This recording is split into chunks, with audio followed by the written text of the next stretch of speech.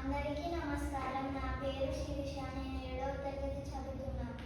మా పాఠశాల పేరు ప్రాథమిక ఉన్నత పాఠశాల. గౌరవనీయులైన ప్రధానోపాధ్యాయుల గారికి, ఉపాధ్యాయుల గారికి, నా తోటి విద్యార్థులకు ఉపాధ్యాయ దినోత్సవ శుభాకాంక్షలు. ఈరోజు సర్వేపల్లి రాధాకృష్ణ జయంతి సందర్భంగా సెప్టెంబర్ 5న ఉపాధ్యాయ దినోత్సవం జరుపుకుంటున్నాము. తరగతి గదిలో దేశ భవిష్యత్తు ఉందని చాటి చెప్పిన గురువు సర్వేపల్లి రాధాకృష్ణ. ఈయన భారతదేశానికి మొట్టమొదటి ఉపరాష్ట్రపతిగా, 2వ రాష్ట్రపతిగా సేవలు చేశారు. నా